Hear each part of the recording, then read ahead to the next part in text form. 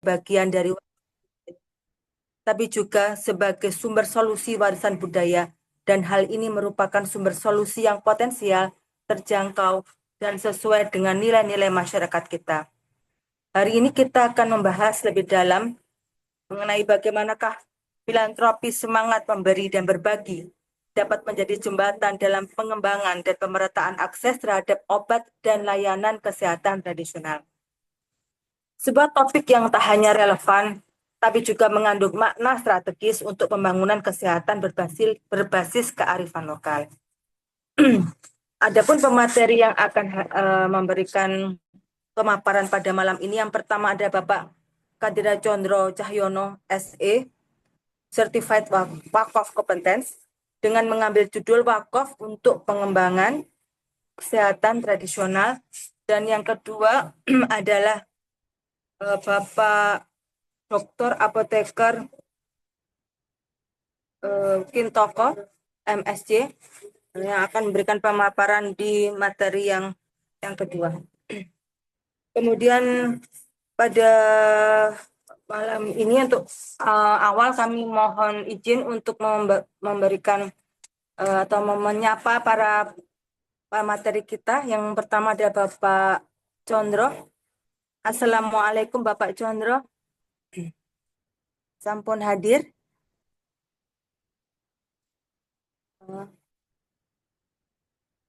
Assalamualaikum Bapak Condro, sampun hadir di sini nggih. Sehat Bapak? Waalaikumsalam warahmatullahi wabarakatuh. Alhamdulillah sehat, Mbak. Ini mohon maaf saya agak terlambat karena baru Oh, selesai di masjid tadi. ngaten nggih. Mohon maaf nggih. Yang kedua Bapak Dr. Apoteker Kintoko. Eh, Assalamualaikum warahmatullahi wabarakatuh. Waalaikumsalam warahmatullahi Alhamdulillah. Alhamdulillah Bapak Condro dan Bapak Apoteker Kintoko telah hadir di sini. Tidak berpanjang lebar, kami akan mohon izin lagi untuk membacakan riwayat hidup pada ini pembicara atau pemateri yang pertama yang mengambil tajuk Wakaf untuk Pengembangan Kesehatan Tradisional. Ini data pribadi Bapak Condro. Bapak Condro asmanipun Bapak Katidar Condro Cahyono. Begitu nggih Pak namanya? Betul. Pelafalannya Bapak pakai Catidar gitu nggih. Bapak Ya, Catidar betul. Condro Cahyono nggih. Ya, Beliau lahir di Pontianak tanggal 22 September tahun 1978. Beliau sekarang beralamatkan di Gang Pontianak. Bebusalam, Jalan Ampera, Kelurahan Sungai Jawi, Kecamatan Pontianak Kota, Pontianak, Kalimantan Barat. Ya, gitu. Adapun riwayat pendidikan beliau, yang pertama SD, beliau berada di SD Muhammadiyah 41 Pulau Gadung, Jakarta Timur. SMP beliau di SMP Negeri 1 Cimanggis, Depok, Jawa Barat. Kemudian sekolah menengah atas beliau sekolah di SMU Negeri 99 Cibubur, Jakarta Timur, dan kuliah beliau berada di ini. Jurusan Manajemen Fakultas Ekonomi Universitas Tanjung Pura Pontianak. Adapun riwayat pekerjaan sangat banyak ini ya, saya sebutkan di antaranya adalah di perusahaan PT Columbia, PT Samudra Jaya Pontianak, Lembaga Amil Zakat Dompet Umat, PT Amanah Luhur Perkasa, Citra Express, Lembaga Amil Zakat Lazismu, CV Era Erta Niaga, kemudian Lembaga Amil Zakat ACT, Harian Tribun Pontianak, Yayasan Baitul Mal PLN Wilayah Kalbar, Badan Wakaf Al-Quran, kemudian Cinta Quran Foundation, serta Baitul Mal Merapi Merbabu dan Asa Foundation. Adapun beberapa pelatihan, bukan beberapa ini ya, banyak ya, pelatihan yang pernah beliau ikuti. Yang pertama Total Quality Management ISO 9001, pelatihan manajemen zakat, sekolah pasar modal syariah, pelatihan masterpiece, pemberdayaan, kemudian pelatihan sertifikasi amil dasar, pelatihan pemberdayaan masyarakat desa, pelatihan sertifikasi nadir wakaf, sertifikasi amil dasar, sertifikasi amil manajer, beliau juga mempunyai riwayat organisasi di Badan Kerohanian Mahasiswa Islam Universitas Tanjung Pura, kemudian FOS wilayah Kalbar dan FOS wilayah Yogyakarta. Nah, demikian kurikulum vitae dari Bapak Condro. Tidak berpanjang lebar, waktu dan tempat kami serahkan, beliau akan memberikan pemaparan untuk 30 menit ke depan. Monggo waktu dan tempat kami haturkan kepada Bapak Condro. Ya, baik, terima kasih Mbak Esta. Assalamualaikum warahmatullahi wabarakatuh. Waalaikumsalam warahmatullahi wabarakatuh. Terima kasih Bapak. Alhamdulillah, puji syukur kepada Allah SWT yang telah memberikan nikmat iman, nikmat kesehatan kepada kita semuanya dalam menjalankan aktivitas sehari-hari. Dan alhamdulillah kita sampaikan salam dan salawat kita kepada Nabi Muhammad SAW beserta para sahabat, warga beliau, Nabi dan tabi'un, umatnya dan hingga akhir zaman. Baik Bapak dan Ibu semuanya, ya ini Masya Allah ini bisa tampil di Zoominar ini merupakan sebuah kebanggaan bagi saya, di hadapan Bapak Ibu semuanya. Di sini ada Saking Toto, ada beberapa tokoh yang lain ya, yang mungkin malam hari ini kita mencoba sesuai dengan tema ya, membahas terkait sebenarnya tentang filantropi tentang obat tradisional dan kesehatan tradisional. Nah, cuman yang perlu kita bahas filantropi Islam ini banyak ya. Jadi ada zakat, ada wakaf, ada infak dan sedekah. Nah, yang semuanya itu sebenarnya bisa saling mensupport ya, terkait dengan obat tradisional atau kesehatan tradisional. Nah, karena ini memang filantropi yang berbasis kepada program-program kesehatan tradisional ini memang sangat jarang dibahas. Nah, benar saya mau coba membahas salah satu saja ya. Jadi terkait dengan wakaf. Mungkin kenapa saya pilih wakaf ya? Karena mungkin wakaf ini yang jarang sekali diangkat ya. Salah satu sumber pembiayaan filantropi Islam yang ini memang jarang diangkat oleh beberapa kalangan. Ya mungkin kita lebih mengenalnya kalau filantropi Islam ya masalah zakat ya, infak dan sedekah. Ya. Tapi wakaf ini masih jarang untuk diangkat. Nah, saya mau coba untuk mengangkat topik masalah wakaf ini, pengembangan kesehatan tradisional. Nah, sebelum kita membahas terkait dengan wakaf ini buat kesehatan tradisional, maka tentunya harus kita pahami wakaf dulu. Wakaf itu apa sih? Nah, mudah-mudahan cukup waktunya nih, karena slide ini kalau lumayan banyak, ada sekitar 28 slide ya. Mudah-mudahan bisa saya sampaikan semuanya. Nah, baik, jadi yang namanya wakaf ya, nah mungkin ini dari sisi pengertian ya, secara etimologi ya, wakaf itu berasal dari kataan Arab ya, wakaf ya, yang berarti itu menahan ya, berhenti atau pendiam ya. Jadi ini masdar ya, jadi kan masdar. Apabila kata tersebut dihubungkan dengan harta seperti tanah, binatang dan yang lain, ya berarti pembekuan hak milik untuk faedah tertentu. Nah, kemudian dalam syariat Islam, wakaf diartikan sebagai penahanan hak milik atas materi benda untuk tujuan menyedekahkan manfaat atau faedahnya. Jadi wakaf ini bermacam ya. Jadi harta benda ya, baik itu berupa benda bergerak atau tidak bergerak ya, yang kesemuanya bisa dimanfaatkan untuk kepentingan bersama. Nah, dalam periode sejarah wakaf ini sebenarnya juga mungkin dalam di zaman-zaman beberapa khalifah ya dulu ya, bahwa sebenarnya program wakaf ini sudah berhasil ya membuat layanan-layanan kesehatan. Ya. Jadi di beberapa zaman itu bahkan para khalifah itu bisa membangun rumah sakit itu berasal dari dana wakaf. Nah, baik, mungkin selanjutnya, Mbak. Slide selanjutnya, Mbak. Nah, di sini wakaf ya, berdasarkan Undang-Undang Nomor 41 Tahun 2004. Jadi di Indonesia terkait dengan masalah wakaf ini diatur dalam Undang-Undang Nomor 41 Tahun 2004. Nah, Wakaf diartikan dengan perbuatan hukum wakif untuk memisahkan dan atau menyerahkan sebagian harta benda miliknya untuk dimanfaatkan selamanya atau untuk jangka waktu tertentu sesuai dengan kepentingannya guna keperluan ibadah dan atau kesejahteraan umum menurut syariah. Ya. Jadi yang namanya wakaf itu bisa untuk selamanya dan bisa juga untuk jangka waktu tertentu. Ya. Nah, jadi ini yang memang perlu diangkat karena kebanyakan di masyarakat kita yang namanya wakaf ini hanya berkisar di sekitar 3M. Apa itu 3M? Yaitu adalah madrasah, kemudian makam, dan satu lagi apa?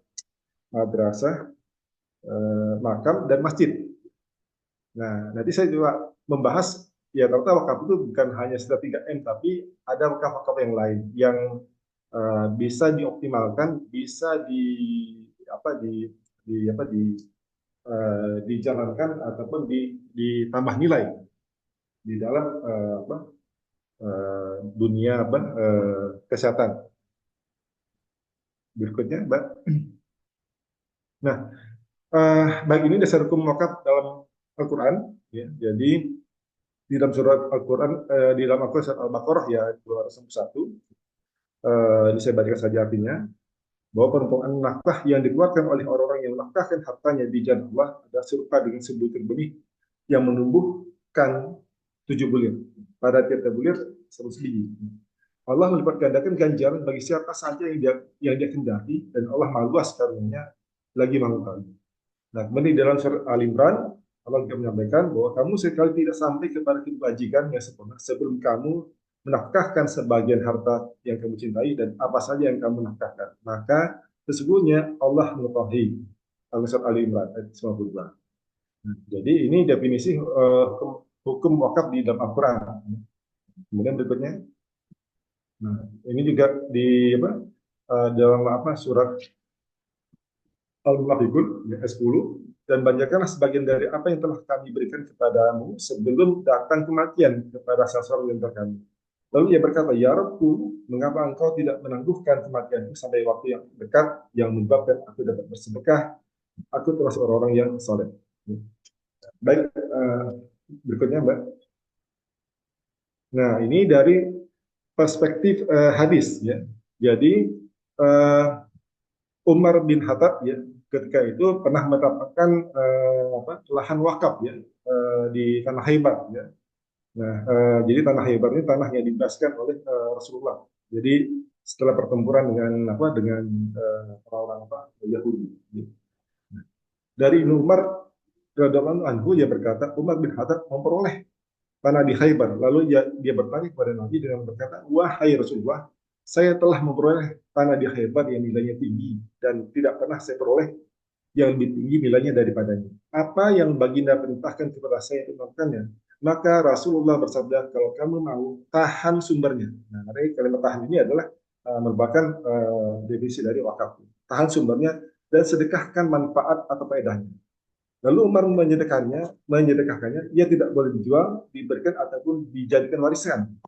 Umar menyedekahkan kepada fakir miskin, keluarga, untuk memberikan budak, untuk orang yang berperang di jalan Allah, orang musafir dan para tamu. Bagaimanapun ia boleh digunakan dengan cara yang sesuai oleh pihak yang mengurusnya, seperti memakan atau memberi makan kawan tanpa menjadikannya sebagai sumber pendapatan. Ya. Nah, baik ini merupakan definisi dari wakaf yang dari sunnah ya. Berikutnya Mbak.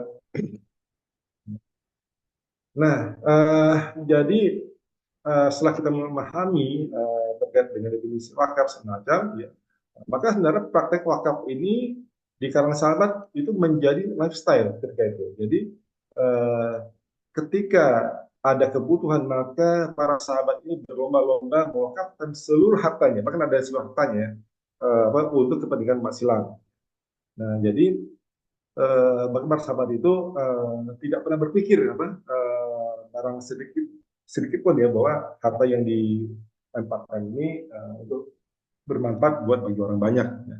Nah, jadi ini memang sudah menjadi habit para sahabat ya untuk memberikan yang terbaik buat kepentingan masyarakat ataupun kepentingan umat. Ya. Nah, jadi Dari sahabat Jabir bin Abdullah radhiyallahu anhu menuturkan, ya, tidak ada seorang pun sahabat Nabi SAW yang memiliki kemampuan kecuali mereka wakaf. Wakaf al-Waqaf, Abu Bakar al-Kasab. Ya, jadi ini memang sudah menjadi habit para sahabat ya ketika itu. Ya. Jadi ketika dakwah itu membutuhkan pengorbanan semacam, maka para sahabat itu memberikan yang terbaik, bahkan bukan hanya harta tapi sampai dengan jiwa pun diberikan kepada untuk dakwah Islam. Nah, jadi memang maka seharusnya diupayakan pada saat ini pun, hari ini pun, saat ini pun, ya, bahwa yang namanya berwakaf itu harusnya menjadi habit bagi kita semua. Ya, nah jadi bagaimana caranya ya, makanya harus kita tumbuhkan literasi di masyarakat, ya, kemudian menumbuhkan kesadaran publik, ya, profesionalitas literasi nazir, ya. Nah, jadi dengan kesemuanya ini diharapkan bisa memberikan impact yang maksimal ya terhadap wakaf alai. Nah, wakaf alai ini adalah kalau dalam bahasa Indonesia adalah penerima manfaat, ya, sebagai kunci wakaf itu bisa sukses. Baik, selanjutnya. Nah, jadi ini perlu saya sampaikan istilah-istilah wakaf, ya. Jadi tadi sudah saya sampaikan bahwa wakaf ini perbuatan hukum wakif untuk memisahkan, ya, dan atau menyerahkan sebagian harta benda miliknya untuk dimanfaatkan selamanya atau jangka waktu tertentu. Kemudian digunakan untuk kepentingan masyarakat ataupun ibadah ataupun munasabah syariah. Nah, kemudian apa saja nih yang bisa dikategorikan ataupun bisa dijadikan sebagai wakaf, ya. Misalnya benda wakaf, ya. Nah, benda wakaf ini bisa macam-macam. Ada yang bisa harta benda yang bergerak, ya, ataupun tidak bergerak. Intinya semua harta benda yang memiliki nilai ekonomis, ya, maka itu bisa diwakafkan.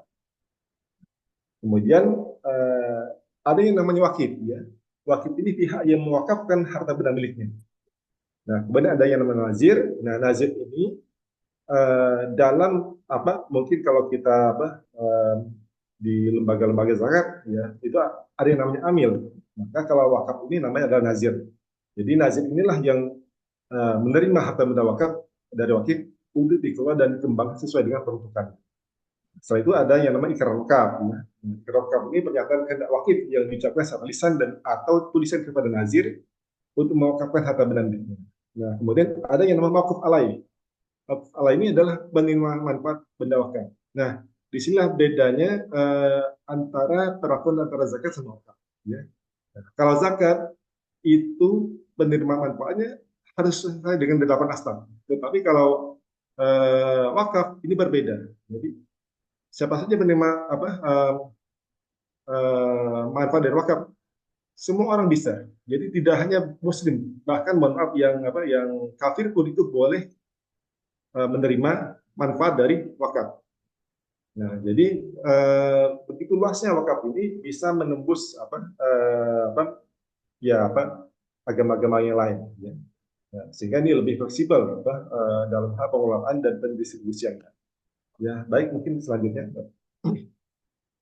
Nah, jenis wakaf, ya. Jenis wakaf ini bermacam-macam, ya, Bapak dan Ibu semuanya. Jadi dari sisi penerima manfaat ada 3 jenis wakaf. Yang pertama adalah wakaf ahli atau zuri. Nah, ini wakaf ahli zuri ini biasanya diperuntukkan khusus buat keluarga wakif saja atau golongan yang sudah ditentukan oleh wakif. Ya. Misalnya tanah atau makam, ya, wakaf makam, ya. Jadi kadang-kadang banyak di Indonesia ini para wakif ini mewakafkan tanahnya untuk makam keluarga. Nah, maka ini dinamakan wakaf ahli. Kemudian ada yang namanya wakaf khairi. Wakaf khairi ini diperuntukkan buat masyarakat, siapapun itu bisa memanfaatkan. Nah, kemudian ada yang namanya wakaf mustarak. Nah, wakaf mustarak ini wakaf campuran.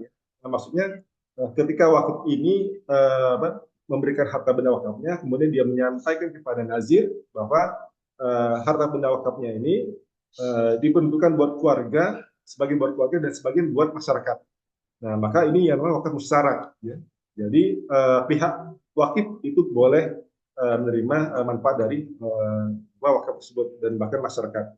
Nah, dari sisi waktu ini ada yang namanya mu'abbad. Mu'abbad ini wakafnya itu selamanya abadi. Ya. Jadi sampai dengan hari kiamat ya waktunya. Nah, ini kalau memang disyaratkan oleh wakif ya, ketika menyiarkan kepada nazir harta wakafnya. Jadi disampaikan bahwa ini wakafnya adalah sifatnya adalah abadi. Nah, ada yang namanya wakaf muakkad ya. Nah, wakaf muakkad ini durasinya temporer, artinya ada jangka waktu ya. Nah, misalnya 5 tahun, 10 tahun, ya. Tentunya ini harus dinyatakan oleh wakif kepada nazir. Nah, wakaf-wakaf ini bisa saja apa saja yang bisa menggunakan wakaf-wakaf ini ya hampir sebagian besar itu di wakaf manfaat. Ya. Jadi misalnya uh, ada seorang wakif ya yang punya rumah kos-kosan ya. Nah, kemudian rumah kos-kosan tersebut hasilnya ya itu dimanfaatkan buat wakaf. Ya. Nah, jadi ya rumah kos-kosan ini ya hasil itu buat wakaf dan itu ada jangka waktunya, misalnya 5 tahun atau 10 tahun. Nah, kemudian dari sisi penggunaan ya wakaf ini ada yang sifatnya mubashir langsung. Jadi wakaf ini wakaf yang misalnya bisa digunakan oleh masyarakat. Nah, umumnya ini adalah aset sosial seperti masjid atau sekolah. Ya. Nah, ini sifatnya langsung. Nah, kemudian ada lagi yang namanya wakaf diinvestasikan. Ya. Nah, ini aset wakaf yang harus diinvestasikan dahulu dan hasilnya dimanfaatkan oleh masyarakat.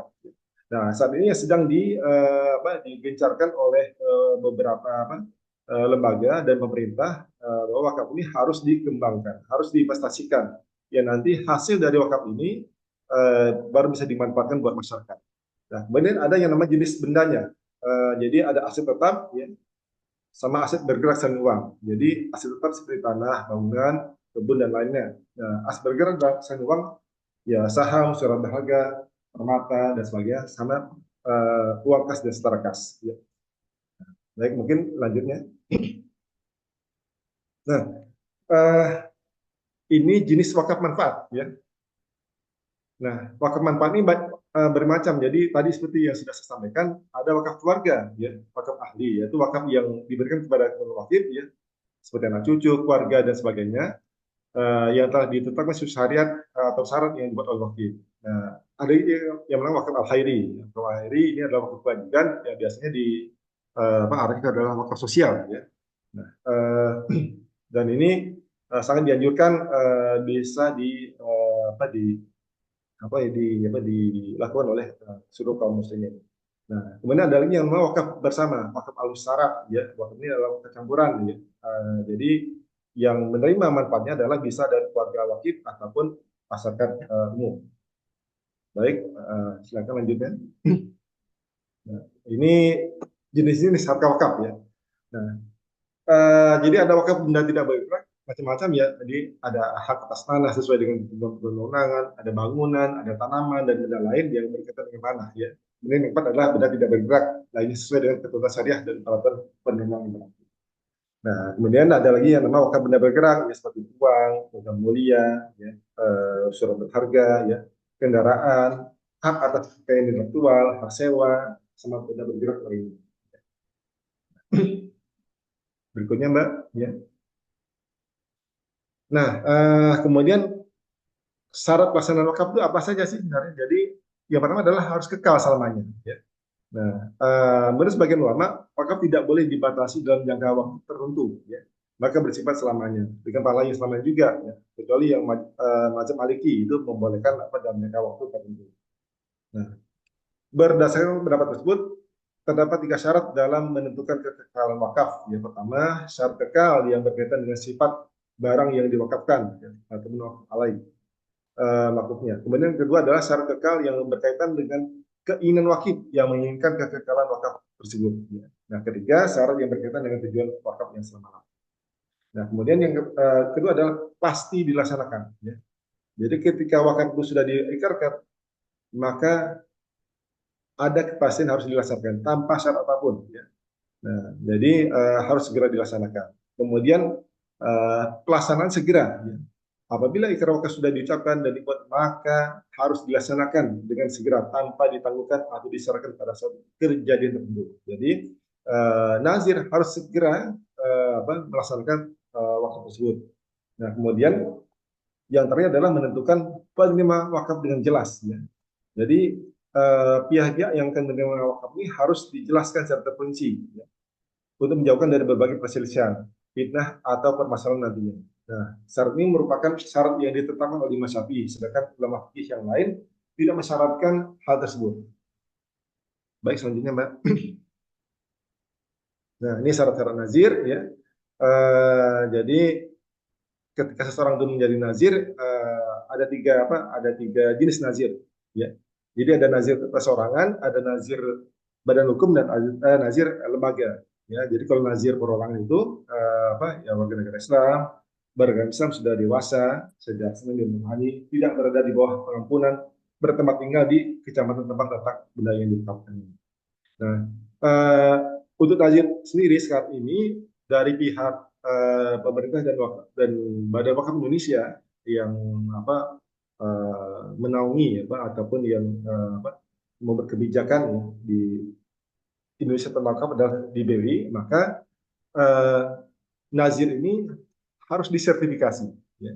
Nah, ini banyak yang tidak memahami bahwa nazir ini memang harus disertifikasi itu dari BNSP.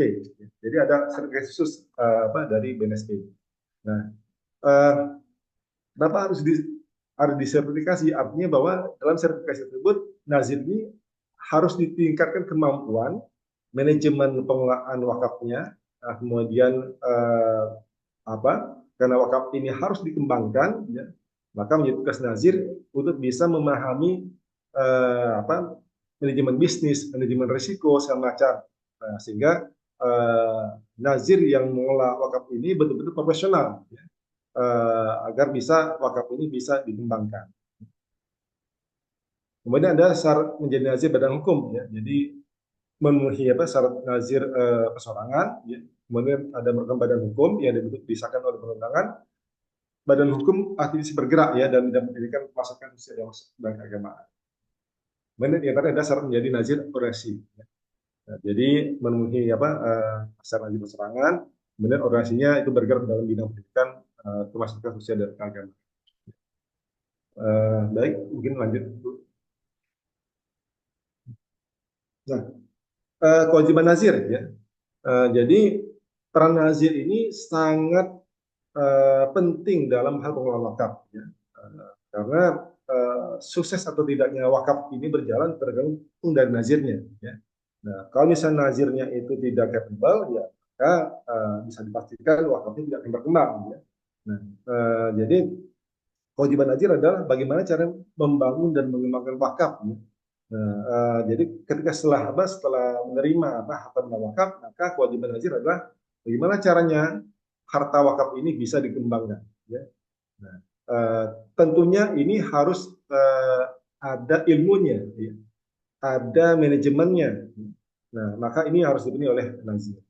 Nah, kemudian menjalankan syarat-syarat yang ditetapkan oleh wakif. Jadi ketika menerima harta benda wakaf itu, ya, nazir itu harus mengetahui apa saja nih syarat-syarat yang ditetapkan oleh wakif.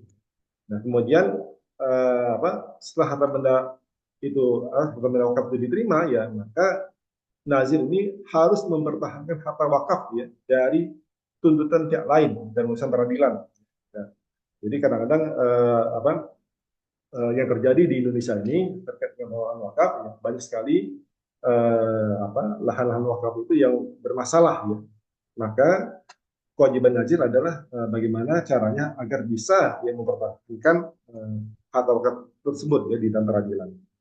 Nah, kemudian mengusahakan hasil maksimal dari harta wakaf. Jadi nazir ini harus berupaya maksimal dengan segala macam tools yang ada, dia harus bisa memaksimalkan harta wakaf, ya.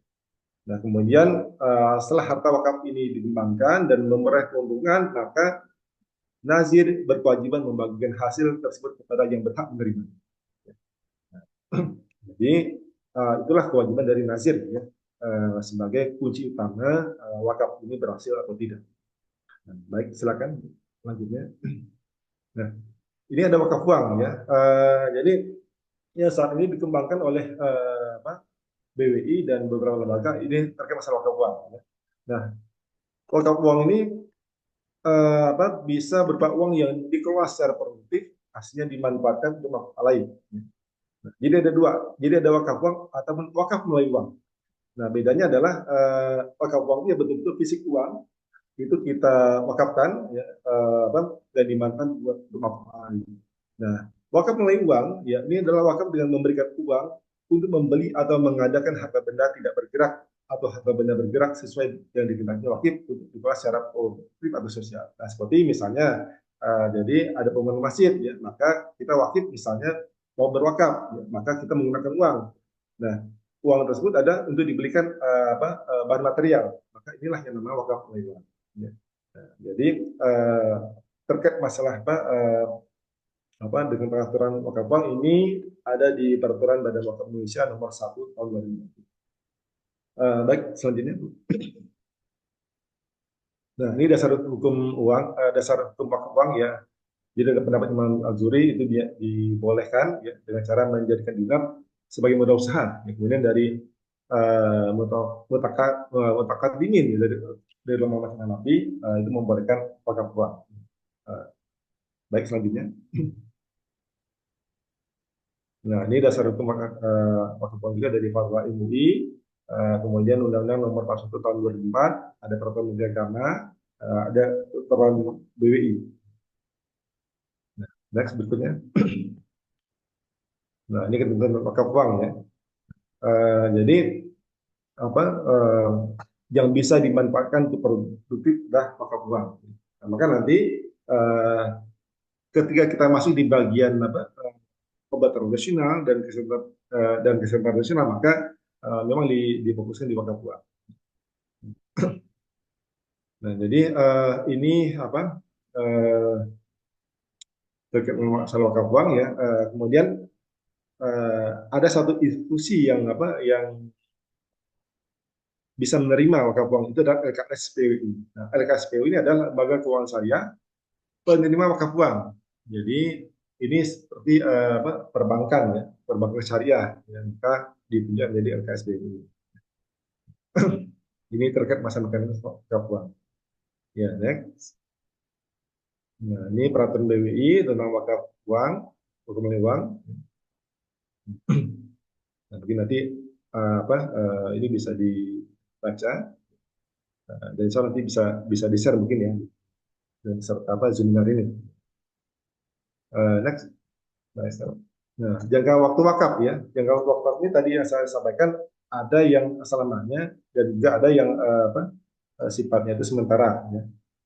Jadi kalau dari kalangan Syafi'iyah, Hanafiyah, Hanabilah menyatakan bahwa wakaf harus diberikan untuk jangka waktu selamanya atau permanen. Nah, kemudian kalau dari kalangan Hanabilah itu sebagian kalangan Jafariyah, Ibnu Syuaib bahwa wakaf sementara itu adalah syah baik dalam jangka waktu panjang maupun jangka waktu pendek. Next berikutnya. Nah, ini ada wakaf sosial ya. Jadi program wakaf ada dua, ada wakaf sosial dan wakaf produktif. Nah, wakaf sosial ini seperti kita membangun masjid, membangun sekolah, ya, kemudian membangun sumber air. Nah, ini adalah wakaf sosial. Nah, dana wakaf ya ataupun wakaf uang itu bisa juga digunakan untuk pemilihan asetnya seperti wakaf sosial ini.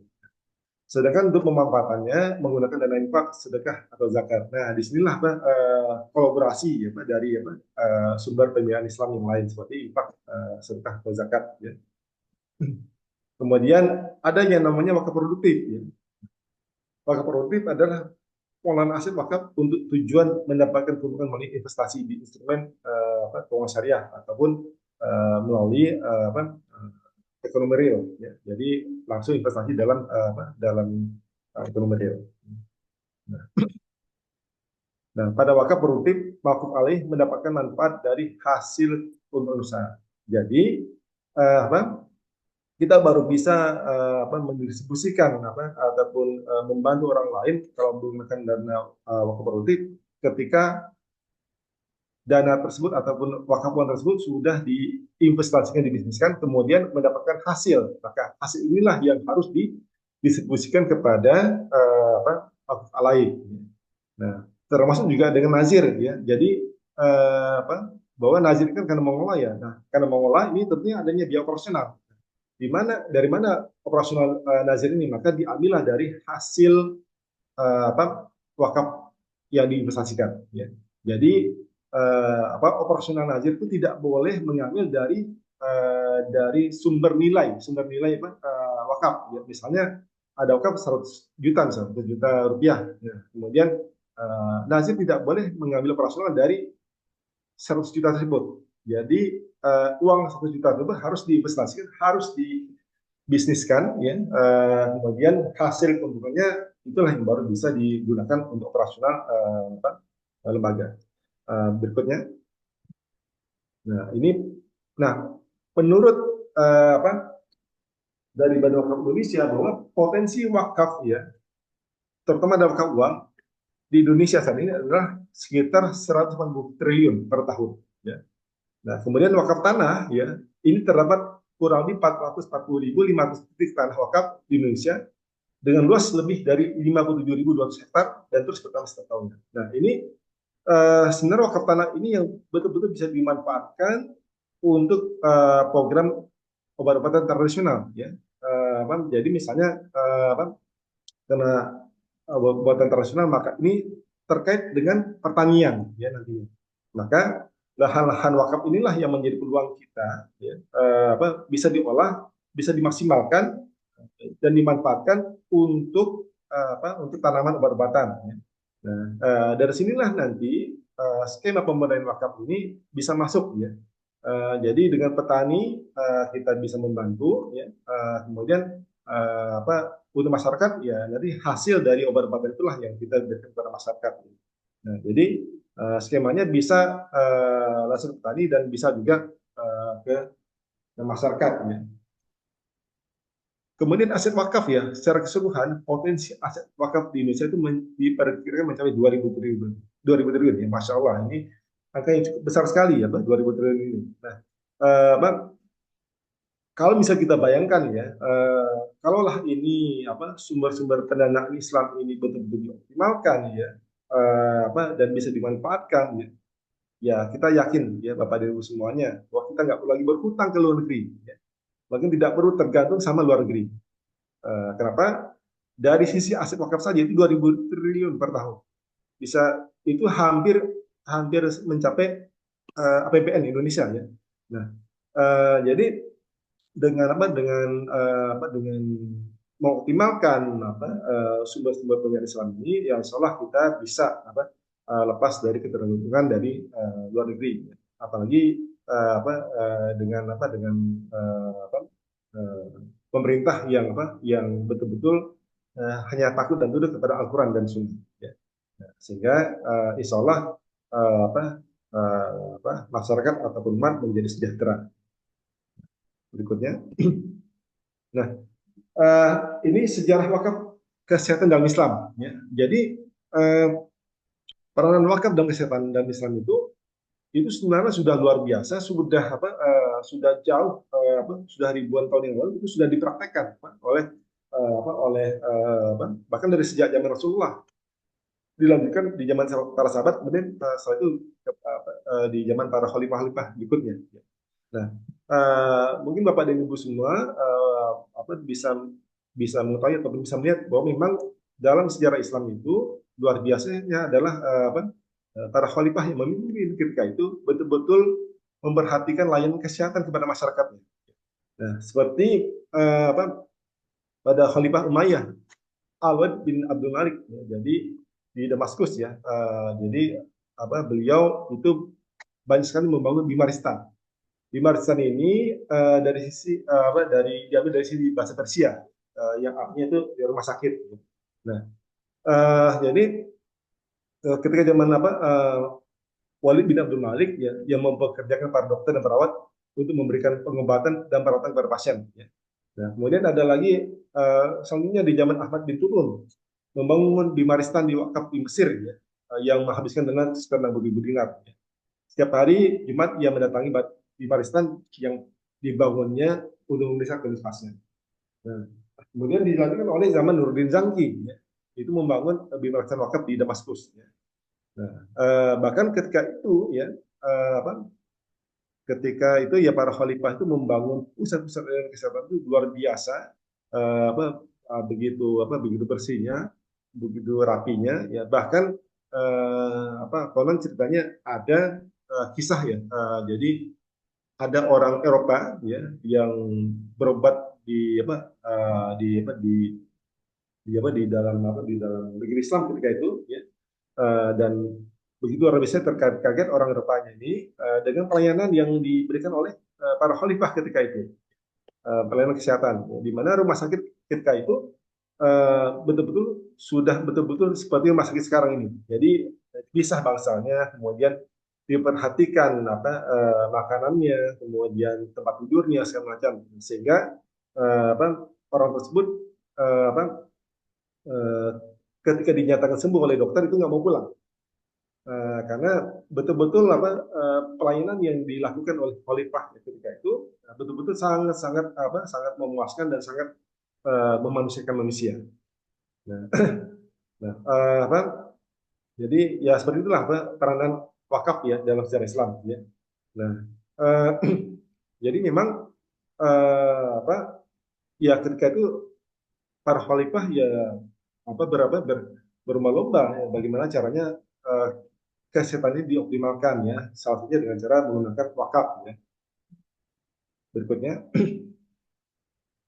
nah kemudian barisan wakaf lainnya adalah di zaman Kalawun yang dibangun oleh Raja Al-Mansur Saifuddin. Nah, untuk biaya operasionalnya ia mewakafkan properti yang menghasilkan 1.000 dirham setiap tahunnya.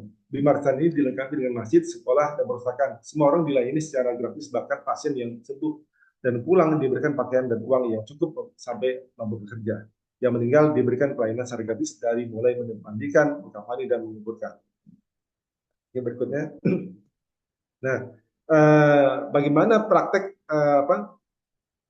pengelolaan layanan kesehatan di Indonesia yang berbasis pada dana wakaf? Nah, maka ini sudah dilakukan. Jadi BWI itu pernah bekerjasama dengan Yayasan Dompet Duafa membangun semacam rumah sehat. Ini lokasi di Parung. Jadi ini merupakan hasil dari dana wakaf. Nah, kemudian di Rumah Sakit Mata Ahmad Wardi ya. Nah, ini juga bersama dari BWI ya. Jadi dengan skema CWS ya. CWS ini artinya cash wakaf link syariah. Jadi melalui skema sukuk ya. Ini yang dilakukan oleh BWI. Nah, kemudian ada lagi penyediaan 21 bed rumah sakit Mata Ahmad Wardi. Itu kerjasama dengan Sendi Naga Syariah pada tahun 2020. Berikutnya, jadi tadi saya sampaikan bahwa yang namanya filantropi ya, ataupun untuk pemberdayaan masyarakat ya, yang bisa dimasuki oleh wakaf adalah dari sektor hulu sampai ke hilir. Ya. Nah, sektor hulunya adalah ketika kita bertemu langsung dengan para petani ataupun masyarakat, ya. Maka disinilah diperlukan program pemberdayaan. Ya. Nah, kemudian di sisi sektor bisnis ya, itu nanti juga harus diperhatikan oleh pengelola wakaf ya. Nah, dalam hal misalnya memasarkan hasil pertanian ataupun obat-obatan yang sudah ditanam, tanaman obatan yang sudah ditanam oleh masyarakat ya. Maka ini harus diperhatikan juga masalah bisnisnya. Ya. Nah, jadi wakaf ini harus ada entitas bisnis ya, dan ada entitas sosialnya. Kenapa harus ada entitas bisnis ya? Karena memang harus dikembangkan dana wakaf ini. Ya. Nah, baik berikutnya. Nah, jadi ini ya kebetulan karena saya berpikir juga nanti terkait dengan obatan tradisional dan kesehatan tradisional, maka ini berkaitan dengan program pertanian, ya maka program pertanian ini harus berkelanjutan, ya. Kemudian dari petani, kemudian pengumpul, pedagang besar. Nah, ini sebenarnya karena ini adalah ranahnya adalah ranah bisnis, maka ini dikelola oleh sebuah perusahaan, ya. Nah, yang nanti bisa menghasilkan eh, apa, manfaat, ya, buat masyarakat. Ya. Nah, jadi kemarin ketika saya berdiskusi sama Sakin Doko, saya sampaikan bahwa eh, sangat sangat sangat sangat, ya, dia potensial dana wakaf itu dikembangkan buat obat tradisional dan kesehatan tradisional itu sangat luar biasa, ya. Jadi bisa dimasuk di dalam sektor hulu dan hilirnya. Nah, di sektor hulunya ya kita ada program pemberdayaan yang dilakukan oleh kita, kepada para petani dan masyarakat. Nah, kemudian di sektor bisnisnya atau hilirnya ini bisa kita olah hasil tanaman dari warga tersebut. Nah, ini yang sebenarnya menjadi hal yang menarik, ya. Ketika saya masih beraktivitas di sekitaran Maribabul, ya, ini banyak sekali masyarakat yang ternyata perlu edukasi terkait dengan tanaman-tanaman yang ada fungsi pengobatan, ya. Nah, jadi masyarakat di sana itu masih belum banyak yang mengetahui bahwa tanaman-tanaman yang selama ini yang mereka temui, nah ternyata itu punya potensi untuk obat-obatan, ya. Yang ini seharusnya bisa dikembangkan oleh kita, baik itu melalui skema wakaf ataupun imak bersolako. Jadi sangat sangat sangat peluangnya cukup luar biasa, karena memang kita punya potensi lahan yang juga cukup luas, ya, besar, ya, agar bisa obat-obatan tradisional ini bisa bisa naik, ya, pamornya, dan masyarakat juga paham, bahwa obat-obatan tradisional berkeser ini punya nilai tambah selain buat penyembuhan untuk keluarganya sendiri ataupun buat untuk keuntungan ataupun mata pencaharian masyarakat. Ya. Next berikutnya. Ya, alhamdulillah. Ya, baik. Ya, mudah-mudahan penjelasan secara singkat ini saya sampaikan, ya, mudah-mudahan nanti kita mungkin lebih banyak berdiskusi secara interaktif, ya, ya, karena memang waktunya juga sudah melebihi, ya, penyampaian materinya, gitu. Terima kasih. Alhamdulillah, syukran Bapak Condro. Terima kasih. Dari pemaparan beliau tadi ada yang bisa kita eh, tarik benang merah. Yang pertama membangun wakaf sebagai lifestyle, gitu ya.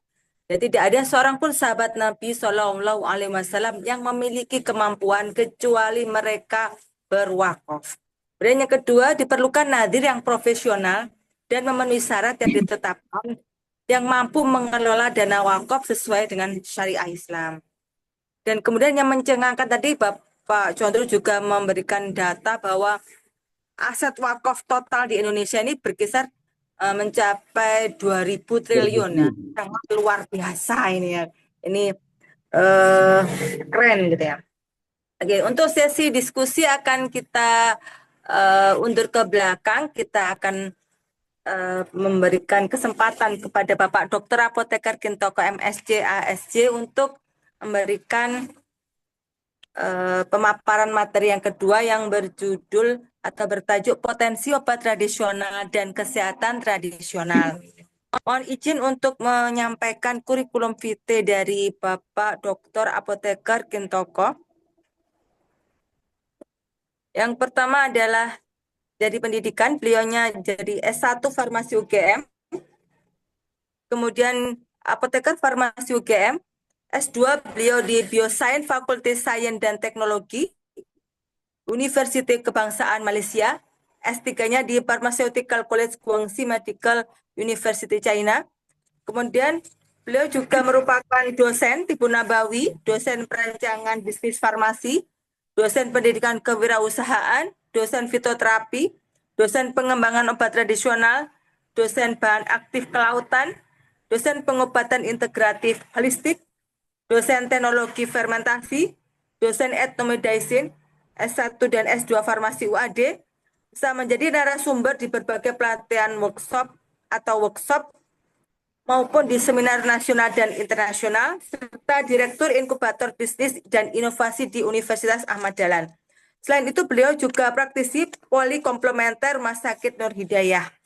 Dan ada pun bisnis yang beliau tekuni yaitu ada CV Natural Kreatama Indonesia, ada PT Natural USA dan Nusantara atau yang disingkat dengan NUN, kemudian PT Nabi, Herbolog DRK Education, kemudian LKP Adi Nirmala, Panti Sehat Balausada, Rumah Sehat Dr. Kin, serta apoteker keluarga praktek mandiri. Alhamdulillah.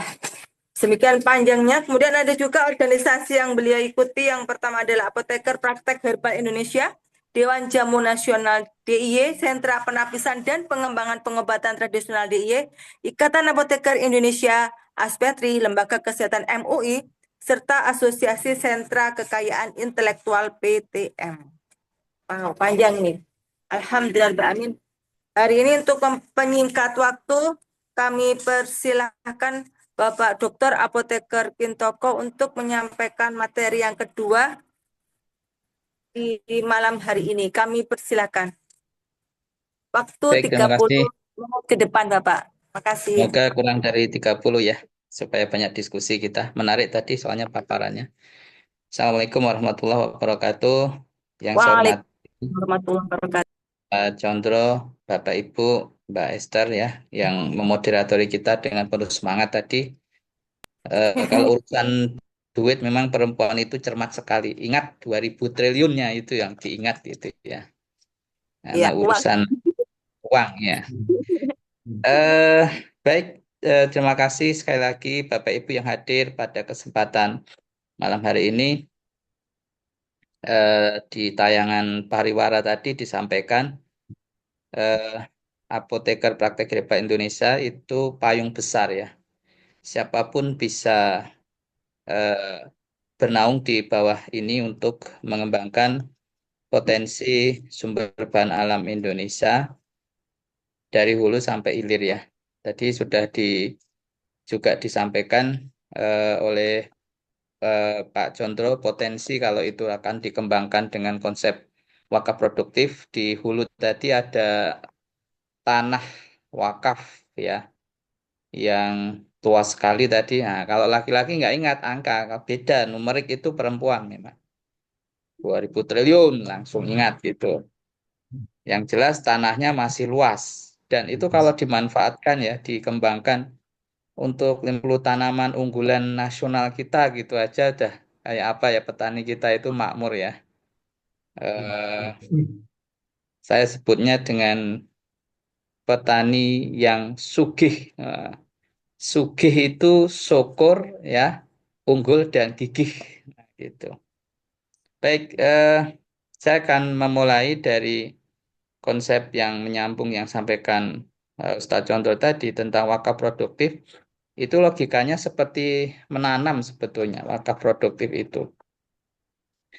Jadi yang Bapak Ibu tanam itu dikembangkan oleh nazir tadi istilahnya. Dan digarisbawahi oleh Mbak Esther, nazirnya itu harus profesional. Saya kemarin diskusi dengan Pak Contoh ada istilah namanya kapal dagang. Ya, ini istilah menarik itu. Jadi nazir itu nahkodanya kapal dagang. Memang harus nazirnya itu harus yang profesional. Masalahnya ini bisnis gitu loh. Produktif ya, usaha produktif. Karena kebalikan dari wakaf produktif itu adalah wakaf 3M, bukan 3 miliar ya. Tapi wakaf masjid, madrasah, dan makam. Nah, itu agak berbeda. Tujuannya di situ disebut wakaf sosial tadi. Nah, kalau ini memang nazirnya, ini harus orang-orang yang punya eh, jiwa dagang gitulah istilahnya ya. Kalau wakaf produktif beda dengan wakaf yang 3M tadi, yang madrasah, masjid, dan makam. Ya, maka dari itu pada kesempatan ini saya mengajak ya, ayo kita belajar tentang wakaf produktif.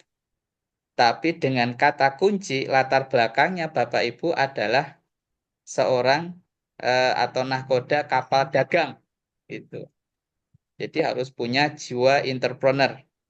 Lalu belajar tentang wakaf produktif. Nah, saya mencoba mencari atau googling, saya cari filantropi obat tradisional. Ternyata yang keluar malah Zoominar APHI kita malam ini ya. Berarti memang belum ada. Artinya ini original ya. Belum ada. Terus ada lagi pengelolaan hutan filantropi untuk masyarakat adat, filantropi pada masyarakat multikultural. Jadi yang secara khusus menggarap filantropi, terutama wakaf produktif dalam bidang obat tradisional itu belum ada. Saya coba googling lagi filantropi kesehatan tradisional. Ini yang muncul. Filantropi modern untuk pembangunan sosial. Studi filantropi Islam di Indonesia. Transformasi tradisi filantropi Islam. Studi media filantropi online dan seterusnya. Nggak ada lagi. Kesehatan tradisional itu nggak ada. Berarti ini benar-benar masih original. Saya yakin kenapa tidak banyak yang berminat untuk menjadi kapal dagang, untuk menjadi nazir kapal dagang di obat tradisional dan kesehatan tradisional. Kemungkinan besar kalian tidak tahu bahwa ini adalah bisnis, mega bisnis yang boleh saya katakan kalau setahun itu omsetnya 300 triliun. Itu belum banyak yang tahu. Kalau sudah banyak yang tahu ya mesti di sini sudah bertebaran ini filantropi di bidang OTKT gitu. Jadi kamilah yang akan mengawali sebagai kapal dagang dan ayo siapa yang akan numpang istilahnya gitu. Naik ke kapal dagang ini kita bersama-sama kembangkan tanah-tanah wakaf ya, kembangkan aset wakaf dan seterusnya tadi. Karena memang sebetulnya ini belum belum ada ya secara khusus. Kemudian saya coba googling lagi wakaf rumah sakit pada masa Islam tadi sudah banyak dibahas oleh Ustaz Condro. Memang ada istilah Bimaristan tadi. Dan ini dibangun atas wakaf, ya wakaf produktif. Itu sejarah wakaf dalam Islam dan seterusnya. Dan betul sekali yang disampaikan oleh Ustaz Condro bahwa konsep kemanfaatan dari wakaf itu tidak hanya untuk muslim, itu perlu dikasih garis bawah.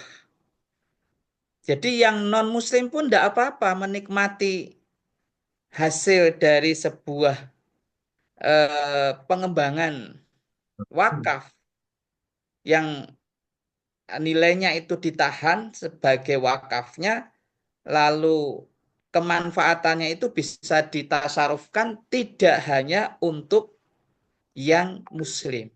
Itu nazir harus paham.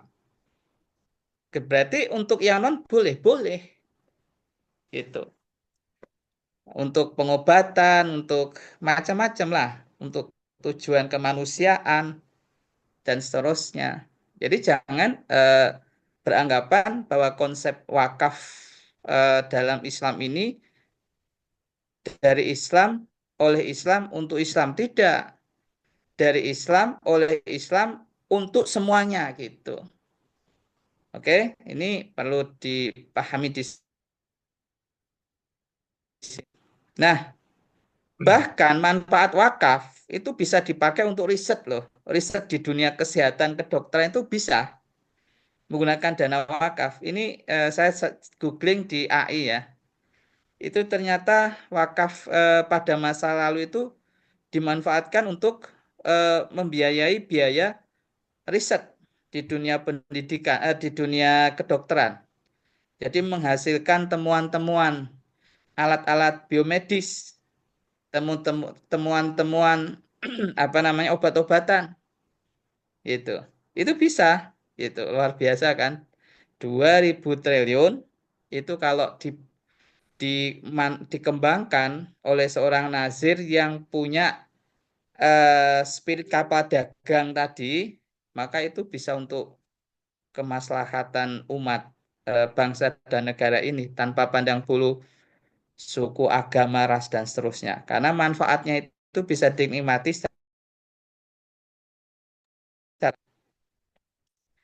Nah, ini yang sekarang yang banyak itu adalah wakaf 3M. Bukan 3 miliar ya, tapi wakaf masjid, madrasah, makam. Dan seolah-olah orang yang sudah berwakaf di sini sudah mencukupkan diri ya, karena memang ini wakaf non produktif ya, nggak apa-apa. Misalkan wakaf untuk masjid, wakaf untuk ini. Tapi kalau kemudian ini diserahkan kepada mereka yang punya kemampuan kapal dagang, mungkin masjidnya akan menjadi masjid yang produktif. Sangat mungkin itu.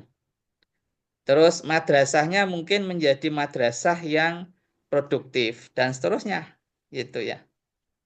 Nah, sekarang kami khusus di konsep obat tradisional.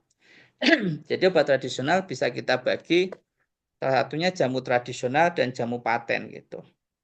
Nah, jamu tradisional itu bisa dari banyak yang nanti bisa menjadi salah satu komoditas. Bisa jamu godok, bubuk, pipisan, instan, gendong, macam-macam lah ya. Namanya juga tradisional. Atau jamu yang sudah diteliti. Kan eh, apa pemanfaatan dari wakaf tadi bisa dipakai untuk berbagai tujuan yang baik, diantaranya untuk penelitian, untuk menghasilkan jamu paten, OHT, jamu saintifik, fitofarmaka, jamu inovatif lain, ya. Tapi konsepnya adalah ini wakaf produktif. Kalau kesehatan tradisional itu terbagi menjadi 3, misalkan empiris, komplementer, integrasi. Ini bidangnya. Jadi empiris itu masih ada lagi. Empiris itu bisa panti sehat berkelompok, rumah sehat alami, gitu. Andaikan di setiap desa atau kelurahan itu ada panti sehat saja, atau rumah sehat alami atau rumah sehat berkelompok, ini di setiap empiris di tingkat desa misalkan, dan ini dibangun dengan konsep wakaf produktif, maka bisa dipastikan Indonesia itu akan segera terbebas dari penyakit katastrofik, jantung, kanker, ginjal, apalagi stroke, ya. Karena persis seperti kata Imam Syafi'i, gitu. Imam Syafi'i itu mengatakan dalam kitabnya itu begini, jangan kau tinggal di suatu tempat di mana di sana tidak ada orang yang memahami betul tentang kondisi tubuhmu.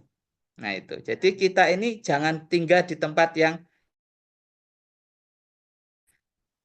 gitu. Nah, kalau setiap desa itu sudah bisa dikembangkan dengan konsep wakaf produktif, entah itu panti sehat berkelompok, rumah sehat, berarti kita telah menjaga paling tidak di lingkungan paling kecil, yaitu di tingkat kelurahan atau desa itu, sehingga orang-orang yang mengalami masalah bahkan ya sebelum kondisinya penyakitnya itu memburuk, itu sudah langsung bisa ditangani gitu di eh, pelayanan tersebut. Konteks komplementer ini katakanlah di tingkat kecamatan, Gria Sehat, Gria Spa, Gria Tibu Nabawi, misalkan di masjid-masjid jami, ya seperti itu. Ada yang integrasi, rumah sakit, puskesmas, klinik. Kalau puskesmas itu kepanjangan tangannya pemerintah, itu plat merah gitu. Tapi harus diketahui puskesmas sekarang itu banyak yang sudah memberi pelayanan eh, kesehatan tradisional dengan obat-obat herbal gitu. Jadi ini adalah peluang-peluang yang belum digarap oleh banyak praktisi filantropi profesional, ya kan? Kebanyakan masih seputar penyantunan anak-anak yatim piatu, seputar katakanlah kemanusiaan, aksi kebencanaan, dan seterusnya. Tapi yang mengembangkan secara profesional dengan kapal dagang OTKT, saya sebut gitu aja, kapal dagang OTKT, itu belum ada. Padahal omsetnya di situ untuk yang OT-nya saja 300 triliun. Yang KT konkret, karena kalau yang 300 triliun kan itu sumber dari Badan POM, jadi kita bisa merujuk ke saya. Itu yang OT-nya, yang obat tradisional yang tadi. Tradisionalnya kalau di Indonesia anggaplah ambil satu contoh, misalkan suatu rumah sehat ya di DIY di Bantul itu dia omset satu bulannya bisa sekitar 60 juta, 100 juta gitu. Itu per kecamatan, per desa ya. Nah, tiap desa. Berarti kalau ini ditarik dalam satu kecamatan nanti ada berapa desa itu sudah bisa dihitung lah ya. Tapi secara data dari sumber pemerintah saya kurang atau belum dapat ya. Ditambah lagi ada satu istilah begini. Jika OTKT istilahnya tidak diminati di dunia kesehatan, lempar saja dia ke dunia kepariwisataan gitu. Nanti akan menjadi apa? Polanya dari OTKT kalau ditarik ke dunia kepariwisataan, itu akan menjadi wellness tourism, medical tourism, edu tourism. Paling tidak itu. Yang saat ini semua kabupaten kota, provinsi di Indonesia sedang euforia dengan bahasa-bahasa wellness tourism, edu tourism, ya, medical tourism, dan seterusnya. Alangkah dahsyatnya kalau ini disentuh dengan kapal dagang OTKT tadi atau kapal dagang wakaf produktif ya. Nah, maka bagi yang berminat dalam filantropi OTKT, mumpung belum banyak ini yang melirik ya, artinya peluangnya sangat besar ya, triliunan dan seterusnya. Jangan menunda sebuah kebaikan sebelum ajal menjemput. Maka kita akan coba kembangkan konsep Cloud Cafe Dek Jampi, ya, ini yang obat tradisionalnya, dan suara usada. Ya, ini adalah bentuk yang nanti bisa menjadi salah satu role model dulu. Maka wakaf produktif jangan ditunda-tunda, sekarang dan juga kita lah yang harus memulainya. Terima kasih. Assalamualaikum warahmatullahi wabarakatuh.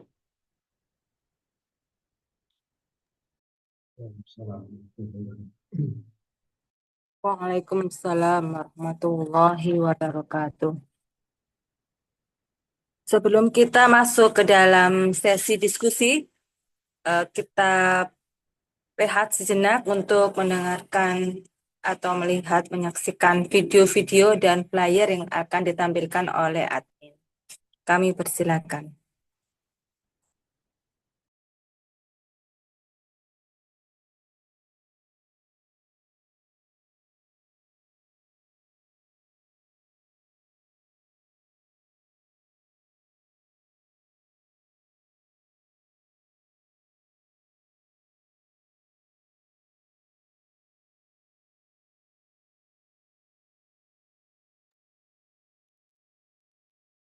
Di layar telah tertera flyer workshop Herbolog DRK Education, The Spirit of Natural, belajar herbal dari A sampai Z yang akan dilaksanakan di Yogyakarta tanggal 4 sampai tanggal 5 September tahun 2025 dan dilaksanakan secara offline maupun online, jadi hibrid gitu ya. Bagi Bapak dan Ibu yang mempunyai rumah jauh dari Yogyakarta bisa melakukan online gitu ya. Adapun materi-materinya banyak sekali. Yang pertama kunci formula herbal, sejuga zat aktif utama formula poliherbal, herbal Nusantara, herbal Nabawi, herbal TCM, maupun praktek herbal serta bisnis herbal. Adapun keuntungan dari mengikuti workshop ini, yang pertama adalah ilmu herbal bersanad, mendapatkan ilmu herbal bersanad, alumninya menjadi anggota Ikatan Herbolog Indonesia, kemudian juga ada jaringan bisnis herbalnya dan praktek bisnis herbal.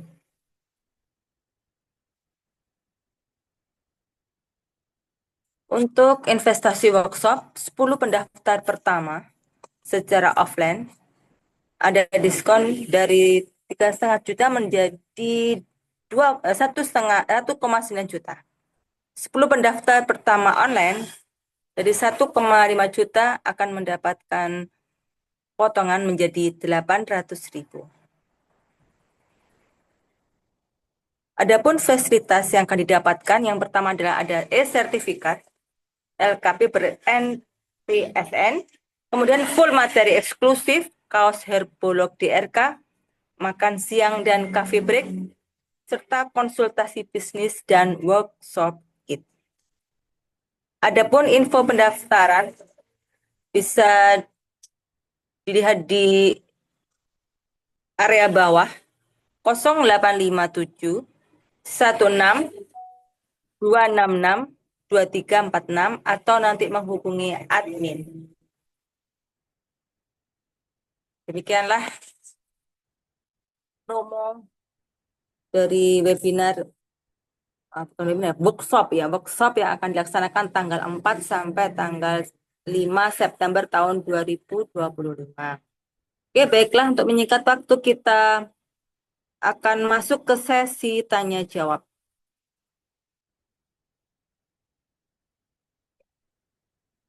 Mau kami persilakan Bapak dan Ibu yang hadir di sini, mari kita ramaikan sesi diskusi ini, sesi tentang pionir. Jadi kita ini pionir dari suatu kapal dagang ya, untuk yang mempunyai tujuan nanti bisa memanfaatkan dana wakaf menuju ke suatu arah yang benar-benar akan menjadikan dana wakaf ini manfaat bagi umat gitu, baik itu kepada sama muslim sendiri maupun juga kepada non muslim. Kami Tambahan persilakan, nggih, Mbak Bapak. Esther. Nggih, Ya, monggo. jadi informasi yang sampaikan Ustadz Condro itu bagi Bapak Ibu yang akan masuk dalam ekosistem kapal dagang OTKT ini, itu harus posisinya telah mempunyai sertifikat kompetensi sebagai nazir wakaf produktif.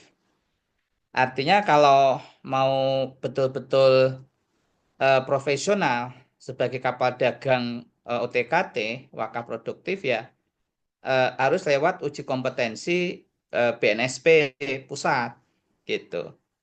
Jadi silakan saja siapapun kita buka peluang, tapi ya harus punya kemampuan sebagai nazir tadi. Berarti harus ikut pelatihan dari LSP, BNSP, terus uji kom seperti itu.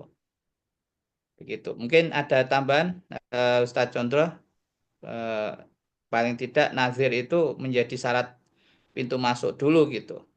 Silakan Ustadz Condro. Ya baik, itu terima kasih. Jadi memang betul, apa, jadi dalam hal pengelolaan wakaf ini peranan itu memang tertuju kepada nazir.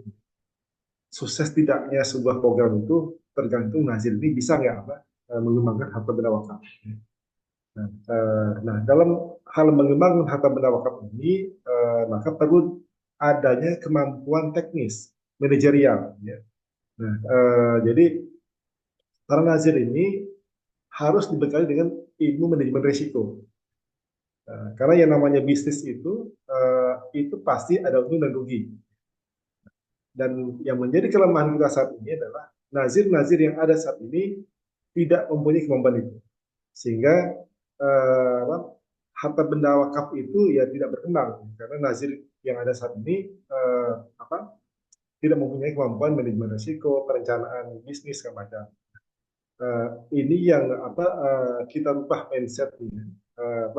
Mudah-mudahan ini Allah mudahkan ya, sehingga betul-betul dana wakaf ini bisa dimanfaatkan secara optimal. Nah, karena kalau tidak menggunakan tools seperti ini, nah kerugian itu akan ditanggung oleh nazir. Ya. Jadi misalnya ada investasi, ya, bisnis bisa 1 juta ya, dana wakaf ya, kemudian itu diinvestasikan. Nah, ternyata hasil dari investasi wakaf itu mengalami kerugian, maka nazirlah yang bertanggung jawab atas kerugian tersebut. Ya. Karena yang namanya wakaf itu harus nilainya sama, tidak boleh berkurang dan bahkan harus bertambah. Maka diperlukanlah nazir-nazir yang berkompeten yang mengelola aset umat ini ataupun wakaf ini. Nah, jadi betul-betul saya pun juga memang sampai background saya di filantropi, dan ketika berkecimpung di wakaf ini memang betul-betul luar biasa wakaf ini. Jadi ada sisi sosialnya dan ada sisi bisnisnya.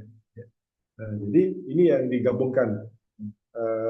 Jadi seperti misalnya contohnya adalah di Arab Saudi. Di Arab Saudi itu mungkin Bapak dan Ibu semua tahu Zamzam Tower. Nah, itu merupakan wakaf, hasil wakaf. Jadi hasil wakaf yang dikembangkan. Nah, disitulah wakaf itu bernilai. Bahkan yang terkenal adalah rekeningnya sahabat ya Rasulullah, Utsman bin Affan. Ya, yang sampai saat ini rekeningnya masih ada atas nama beliau dan terus bertambah wakaf beliau. Nah, itu luar biasanya wakaf. Nah, mungkin itu ya seperti itu satu. Jadi memang kemarin ketika saya diskusi sama Serpindokom, belum ada satu lembaga manapun filantropi yang fokus di Kestra. Jadi ini menjadi program yang sangat unik dan unggulan. Walaupun nanti misalnya di filantropi itu ada program pendidikan, ada program ekonomi, ada program kesehatan, ataupun program sosial, ya. Maka itu bisa di koordinasi tetap di Kestra. Jadi pendidikannya ada Kestra, kemudian ekonominya itu bagaimana caranya kesehatan tradisional itu bisa dioptimalkan.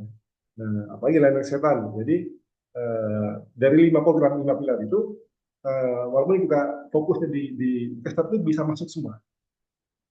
Seperti itu saat ini dan Bapak Ibu semua. Terima kasih. Ini di kolom chat ada yang menanyakan tentang yang pertama tadi, bagaimana cara mengikuti program Certified Nazir BNSP gitu kan. Nah, ini ada jawaban langsung dari Dr. Kintoko, bisa langsung menghubungi nomor WA sebagai berikut 0822 07099977 yang ada di kolom chat. Kemudian yang berikutnya ada pertanyaan, izin bertanya dari Bapak Muhammad Syafi'i, Tuban, Jawa Timur. Apa bedanya wakaf produktif dan investasi? Gitu. Monggo Bapak Ustadz Condro, silakan barangkali memberikan jawaban terlebih dahulu. Ya, wakaf produktif itu kan memang dari sisi bahasanya, ya artinya kan memang wakaf yang betul-betul produktif, artinya harus dikembangkan. Nah, yang namanya dikembangkan berarti harus bertambah nilainya. Untuk menuju bertambah itu maka harus dibisniskan atau diinvestasikan. Nah, jadi kalau ya mungkin dalam investasi dalam yang lain tuh ya mungkin itu modal dari perorangan apa. Tapi kalau dalam hal wakaf ini ya akadnya tentu berbeda. Jadi di dalam pengelolaan wakaf produktif tadi sempat disebut oleh Sakti Toko, ada yang namanya kapal dagang, ada yang namanya kapal perang. Nah, kapal dagang itu adalah entitas bisnisnya. Kemudian kapal perang itu adalah entitas sosialnya. Nah, ini dua kapal ini harus berjalan seiring. Artinya kapal dagang itu harus bisa mensupport kapal perang. Begitu juga dengan kapal perangnya, itu harus bisa mensupport dengan kapal dagang. Jadi makanya wakaf itu harus dikembangkan, harus diinvestasikan dalam usaha-usaha yang dibenarkan oleh syariah. Jadi semua bisnis boleh, ya, asal sesuai dengan syariah, usaha-usahanya. Jadi baik itu dari sisi akad-akadnya segala macam ya, itu betul-betul harus sesuai dengan ketentuan syariah. Kalau investasi ini kan bisa macam-macam ya Pak. Jadi bisa saja investasi ini sifatnya umum ya. Bisa saja ada orang yang investasi di pabrik Komar misalnya, itu dia investasi. Tapi bedanya wakaf ya itu tadi bahwa investasinya harus betul-betul sesuai dengan syariah.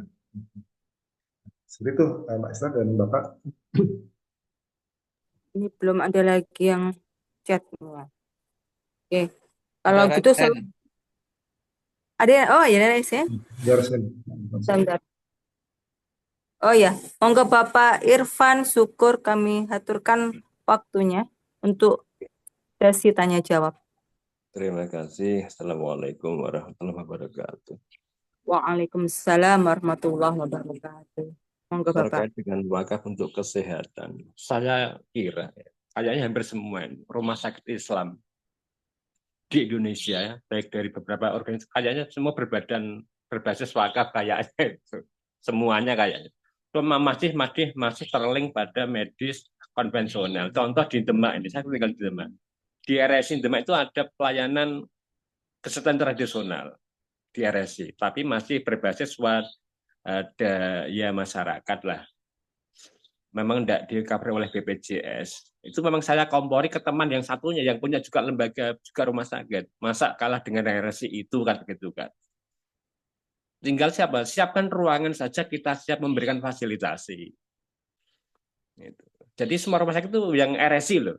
Sultan Agung itu besar berbadan wakaf itu, tapi belum ada strategi, masih di dalam ketakmiran masjid dan tidak berani masuk ke pelayanan secara konvensional.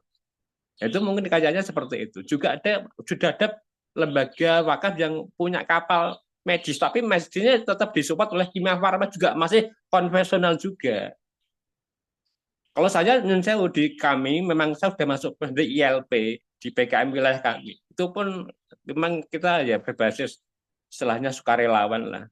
Meski cuma tidak mengakui, tidak apa-apa, kita memang berbagi kasat mata kepada itu. Mungkin bagus kalau ada, cuma ini kayaknya ya berat juga, mungkin loh, karena apa? Semua RS rumah sakit pasti masuknya nanti ke apa? BPJS pasti keling ke sana semua. Ya kadang juga ada fitnah begini kampung, di Kediri juga ada wakaf itu, rumah sakit semua wakaf. Giliran buat rumah sakit wakaf, giliran masuk rumah sakit bayar, kadang begitu fitnahnya di masyarakat. Nah itu kan jadi mungkin kendala-kendala, mungkin ada persepsinya ya tanggapannya seperti. Terima kasih. Assalamualaikum warahmatullahi wabarakatuh. Waalaikumsalam warahmatullahi wabarakatuh. Untuk menjawab ini pertanyaan dari Bapak Irfan Syukur, monggo Bapak beberapa materi bisa memberikan jawabannya atau memberikan info-info yang mungkin bisa memberikan kepuasan atas pertanyaan beliau. Kami persilakan dulu Bapak Condro. Masya Allah. Baik Pak Irfan Syukur, menarik tadi yang disampaikan oleh Pak Irfan Syukur. Memang ada beberapa lembaga filantropi yang punya kapal medis ya, yang punya program kesehatan ya. Itu sebenarnya juga suatu hal yang baik. Nah, cuman memang itu tadi ketika kapal medisnya itu menggunakan obat-obat konvensional ya, artinya hanya satu sisi yang bisa dibantu ya, artinya masyarakat yang memang ada sakit ya, bisa terobati tetapi justru malah membantu ya, mohon maaf nih, perusahaan perusahaan farmasi gitu ya. Nah, jadi satu sini begitu ya. Nah, tetapi kalau misalnya di obatan tradisional, kesehatan tradisional ya, maka dua pihak ini bisa dibantu. Pihak pertama adalah para petani. Nah, pihak kedua adalah masyarakat. Jadi maka saya terus eh, peluang untuk filantropi wakaf di Kestar ini luar biasa. Jadi kita bisa langsung masuk ke jantung di masyarakat, itu ada di pedesaan. Bagaimana masyarakat di pedesaan ini kita edukasi terkait dengan tanaman-tanaman obat, ya. Dan disitulah ada fungsi pemberdayaan. Ada fasilitator di situ yang berperan penting untuk menumbuh kembangkan kesadaran masyarakat, ya. Terkait dengan tanaman obat. Bahkan tidak hanya tanaman ini mungkin bisa dijual, tapi juga bisa untuk mengobati keluarga masyarakat itu sendiri. Jadi tidak perlu harus ke rumah sakit. Jadi dengan memanfaatkan lahan yang ada dengan nanam obat-obatan, jadi ketika mereka sakit, ya jangan dulu ke rumah sakit, tapi mungkin ya secara alami. Ini satu hal yang menarik. Jadi betul-betul dua sisi ini kena, ya. Jadi petaninya, kemudian masyarakat yang sakit juga bisa dibantu. Serta tadi yang saya sampaikan data terkait masalah lahan wakaf yang begitu banyak itu bisa dimanfaatkan, dioptimalkan betul-betul maksimal. Maka itu dibutuhkanlah nanti lembaga wakaf yang profesional yang bisa mengedukasi, yang bisa memberdayakan masyarakat. Jadi itu menarik ya Pak Ivan Syukur ya. Jadi tadi ya mungkin itu masukan ya buat lembaga filantropi. Mungkin ada case-case penyakit tertentu yang memang bisa diobati sama Pak ataupun obat-obatan nasional, ya, tapi ada juga case-case yang penyakit itu harus ditangani secara medis. Nah, jadi harus dipilah, ya. Cuma itu menariknya ya, untuk case tertentu ini luar biasa bisa bersentuhan langsung dengan masyarakat di pedesaan, ya, terutama dengan para petani. Itu bisa edukasi dan mereka bisa mendapatkan hasil di situ, dan bisa mereka juga keluarga mereka juga bisa sehat gitu, dari tanah mereka sendiri, ya, dari lahan mereka sendiri. Begitu Pak Estar dan Pak Irfan. Oke. Mungkin Dr. Kintoko bisa menambahkan jawaban dari pertanyaan Bapak Irfan. Ya, sekaligus saya merangkum yang istilah kapal dagang tadi, ya. Jadi kalau di dalam kapal dagang itu ada istilah investasi, ya. Jadi gini, kalau kita berbisnis itu ada istilah investasi ke dalam sebuah model bisnis, ya. Nah, pertanyaannya, dana investasi itu dari mana gitu. Nah, setiap yang diinvestasikan ke dalam model bisnis, ya itu nanti ada namanya hitung-hitungan berapa lama modal itu balik gitu, ya, atau investasi itu balik. Itu ada perhitungan secara analisis keuangan, ya. Misalkan payback periodnya berapa gitu, ya. Return of investment-nya berapa gitu. Nah, pertanyaannya, sumber modal investasi itu dari mana gitu. Nah, salah satunya gitu, ya, itu dari wakaf produktif, salah satunya gitu. Tapi apakah setiap investasi itu selalu itu adalah wakaf produktif? Tidak. Saya belum lama ini investasi untuk pembangunan pabrik gitu. Nah, itu bukan wakaf produktif, ya bisnis begitu saja gitu. Jadi modal yang jadi kalau orang berbisnis itu harus mengenal yang namanya 3 ya, 3 Pertama market, omset, aset gitu. Itu prinsip dalam bisnis. Market ya, omset, aset. Jadi kalau kita berbisnis, pertama mesti mencari market, mencari pasar.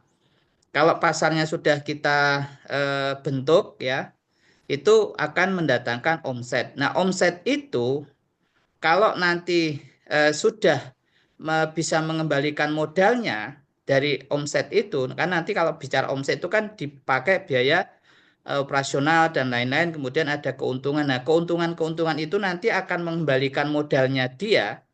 Nah, setelah modal kembali, itu berikutnya itu akan menjadi aset. bisa dibelikan tanah, bisa dibelikan apa-apa, termasuk aset itu bisa dialihkan kepada wakaf produktif gitu ya. Jadi itu dunia wakaf produktif dengan investasi itu seperti itu. Makanya Bapak Ibu yang nanti akan menjadi nazir di dalam ini wajib mengikuti sertifikasi kompetensi dalam pengelolaan wakaf produktif. Karena tadi apa yang sampaikan Ustaz Condro, di situ ada manajemen resiko.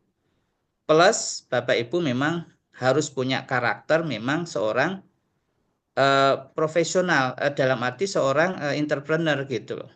Karena bahaya kalau uang itu tidak di tangan orang yang tepat, dalam pengelolaannya itu ada resiko rugi.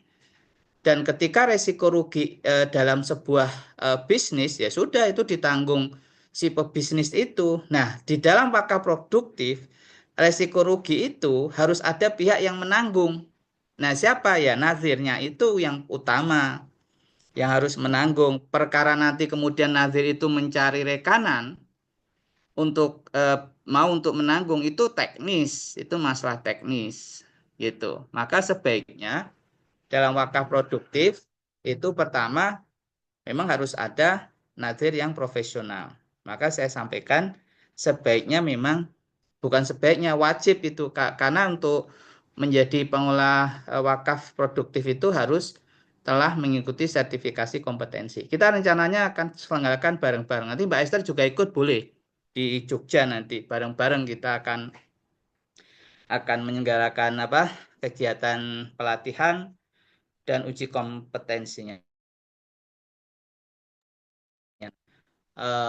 Ustadz Irfan tadi intinya bahwa kesehatan itu adalah kebutuhan komunal masyarakat yang idealnya memang itu seanunya itu semurah mungkin gitu ya, semurah mungkin dan semudah mungkin untuk diakses. Itu sesuai dengan apa yang disampaikan oleh Imam Syafi'i tadi.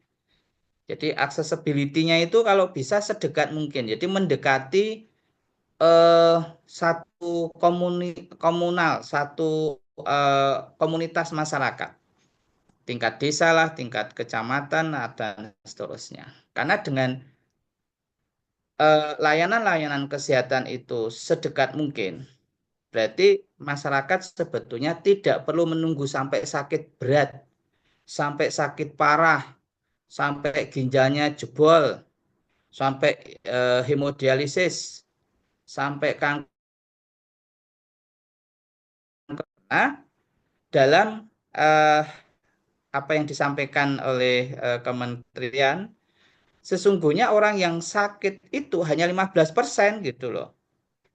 Yang 85% itu cukup menjaga kesehatan, ya, promotif, meningkatkan kesehatan, preventif, mencegah. Kalaupun kuratif itu penyakit-penyakit ringan, batuk, pilek gitu ya. Misalkan itu contoh, dan itu sangat bisa diperankan oleh wakaf-wakaf produktif melalui pelayanan kesehatan tradisional, baik tingkat empiris, komplementer maupun integrasi. Terutama yang empiris komplementer lah ya, karena integrasi kan di situ ada syarat ketentuan. Dia adalah nakestrat atau nakes atau namet, tenaga medis. Tapi kalau yang empiris komplementer bisa melalui pemberdayaan masyarakat, melibatkan para hatra, melibatkan para sinse, para tabib, herbalis, terapis, dan seterusnya. Nah, ini yang terlepas dunia ini yang belum diseriusi oleh filantropi Indonesia. Saya berkeyakinan karena mereka nggak ngerti tentang dunia ini. Tentang dunia, kalau ditanya lah, misalkan para pengelola OTKT, nah nggak ngerti dia. OTKT itu apa gitu, nggak ngerti. Tapi kalau ngerti nggak, ini kaitan dengan penyantunan fakir miskin, oh jelas tahu. Hampir semua filantropi di Indonesia bicara masalah penyantunan sosial. bicara masalah bantuan kebencanaan gitu. Nah, maka tadi ada yang menanyakan bagaimana tahapannya. Ya ikuti apa yang tadi sampaikan Ustadz Condro. Pertama adalah harus punya kompetensi sebagai pengelola wakaf produktif. Kalau enggak ya bahaya juga. Nanti kasihan para pewakif yang sudah berupaya untuk menyisihkan hartanya untuk dikembangkan malah rugi gitu. Karena di tangan orang yang salah gitu. Di tangan orang yang tidak punya kompetensi kapal dagang tadi ya. Istilahnya begitu ya. Begitu Mbak Esther. Terima kasih. Kalau boleh saya melanjutkan pertanyaan tadi, Pak.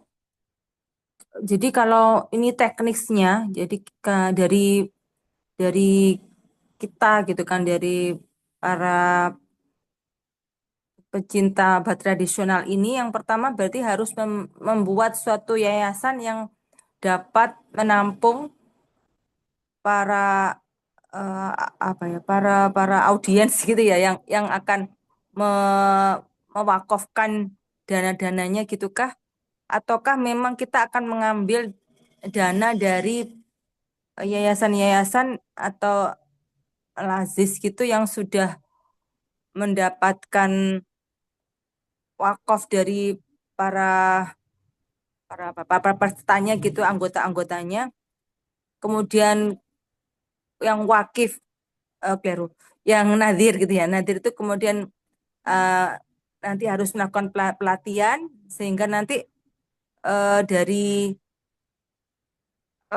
lembaga amil zakat ya, atau mungkin kita bikin yayasan sendiri untuk nanti dana wakafnya ini diberikan kepada nadir yang bertanggung jawab, seperti itu kah atau bagaimana? Apakah memang kita perlu mendirikan satu yayasan khusus gitu yang tadi OTKT, ataukah memang bisa untuk dalam tanda petik nebeng gitu di Lasnas atau Lasis yang lain gitu, Prof. Ini Dokter Koko. Ustadz Condro ini yang bisa menjawab. Monggo. Oh, monggo. Ya baik Mbak Esther. Jadi wakif ya maksudnya ya. Jadi menerima apa dana wakif. Gitu. Nah, disarankan apa kita buat lembaga sendiri. Jadi dengan lembaga yang lain apa seperti Ladis itu jalurnya akan berbeda Mbak Esther. Ya. Jadi Ladis itu jalurnya di Kepasnas ya. Apa untuk laporan segala macam ya. Tapi kalau misalnya wakaf itu ada ke BWI.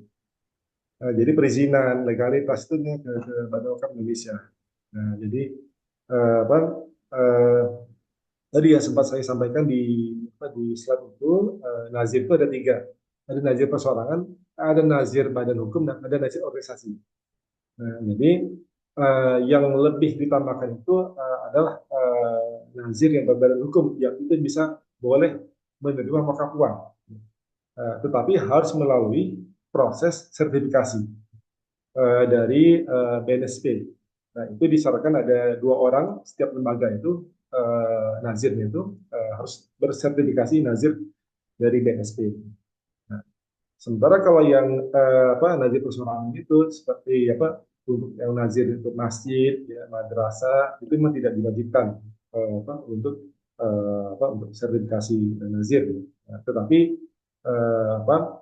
akan lebih baik itu memang tetap disertifikasi karena nazir itu bisa menambah pengetahuan kemampuan manajerial gitu. Tapi memang yang betul-betul yang diwajibkan adalah yang nazir yang berbadan hukum ya. Harus ada sertifikasinya gitu Mbak Esther. Jadi kita bisa mengumpulkan dana wakaf dan dana wakaf ya, melalui lembaga wakaf yang berbadan hukum, dan itu harus perizinan ke Badan Wakaf Indonesia. Ya, saya menambahkan Mbak Esther. Jadi semua itu harus sesuai regulasi Mbak Esther. Betul. Kita nggak bisa melanggar apa istilahnya peraturan-peraturan yang resmi, ofisial ya, legal standingnya itu. Sehingga ya tadi sampaikan beliau tadi, bagi yang akan mengelola wakaf produktif ya dia harus punya kompetensi gitu. Eh, Adapun nanti kemudian bidang apa yang akan digarap, itu kapal dagangnya gitu loh maksud saya. Jadi kapal dagangnya itu yang terkait dengan profesionalisme, tapi karena dia mengelola sebuah investasi dari wakaf produktif, maka dia harus punya kompetensi manajemen risiko tadi dalam kaitan wakaf produktif. Maka ini tidak bisa tidak, keduanya itu harus menyatu antara kapal dagang dan kapal perang, istilahnya saya contoh tadi. Kapal perang itu kaitan produktifnya, tapi kapal dagang itu adalah kelembagaan bisnisnya, seperti itu. Ya. Alhamdulillahirrahmanirrahim. Sebentar, kita cek dulu di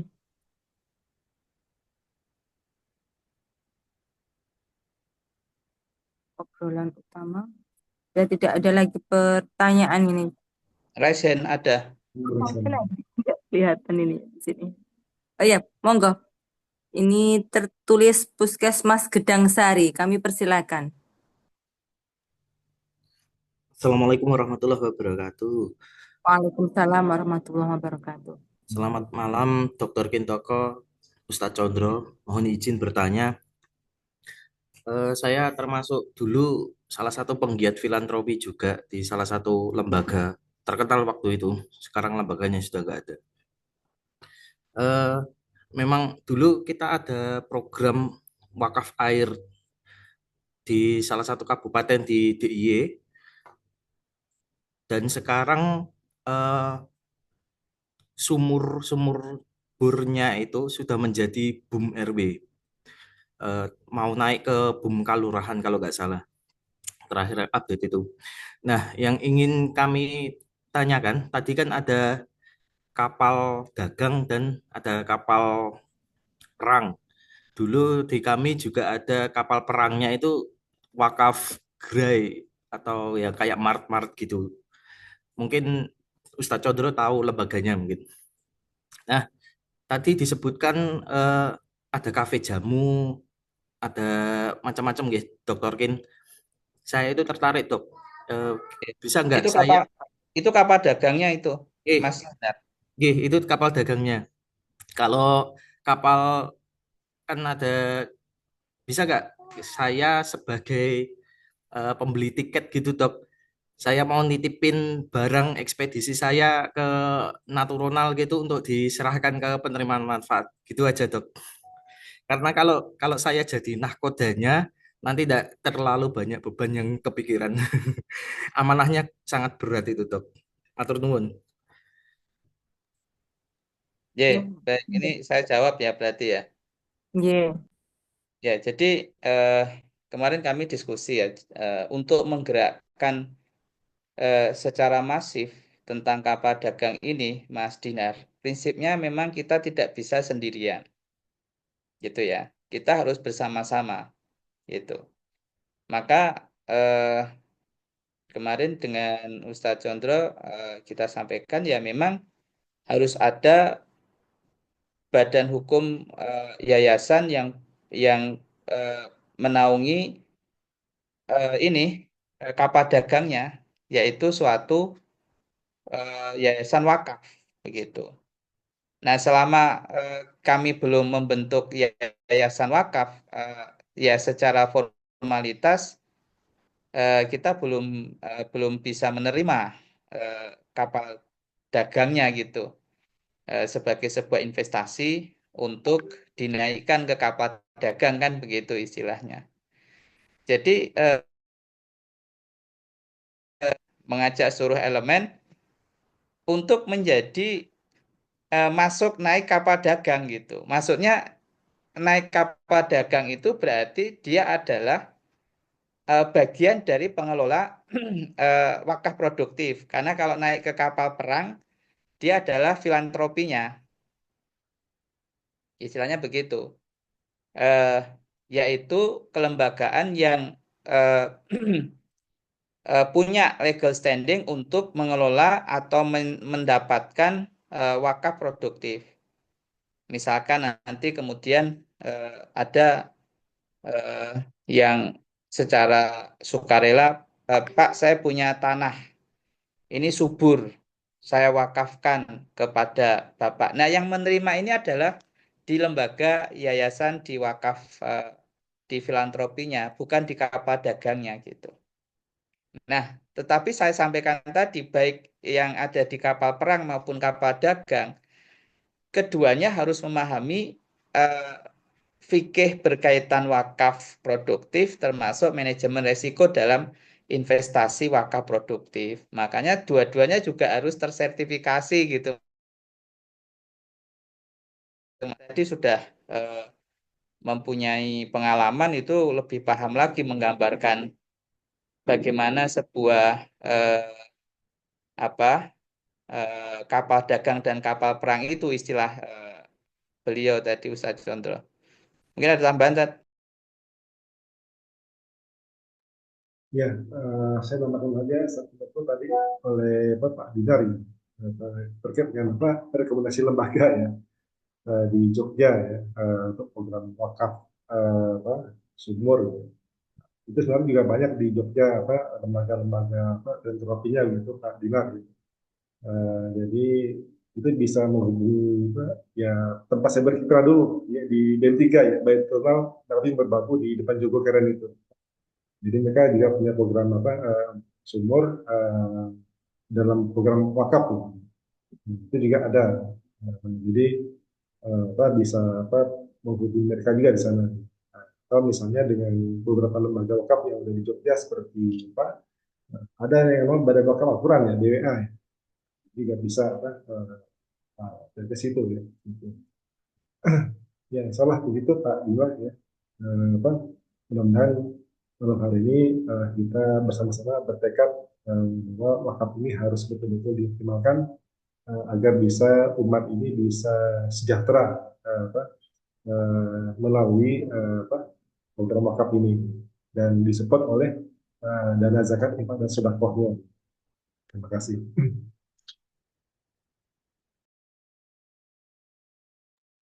Alhamdulillahirrabbilalamin. Alhamdulillahirrabbilalamin. Di ruang chat sudah tidak ada pertanyaan lagi. Kemudian yang raise hand juga sudah tidak ada.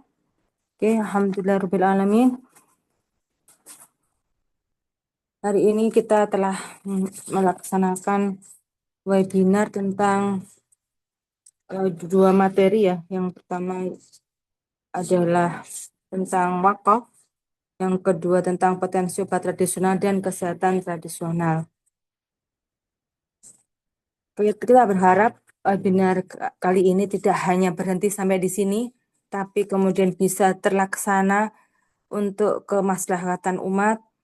Dan setelah webinar ini berakhir, semoga kita bisa saling berpegangan tangan, bisa memajukan, memakmurkan, dan membuat masyarakat kita menjadi lebih sehat dengan obat tradisional tanpa harus terbebani oleh biaya-biaya yang sedemikian tinggi. Dan insya Allah kita akan terus berjuang, tidak akan pernah lelah gitu ya, walaupun misalnya nanti ke depannya berbagai macam tantangan yang akan kita hadapi gitu ya. Karena waktu sudah menunjukkan pukul 21.25, saya Esther Stuning Anggarwati selaku moderator akan undur diri. Mohon maaf atas segala salah dan khilaf. Sampai berjumpa kembali di webinar-webinar yang lain nanti. Dan semoga kita akan berjumpa di Yogyakarta untuk mengikuti standarisasi menjadi nadir. Satu saat insya Allah akan kita sambung lagi diskusi-diskusi yang seperti ini gitu.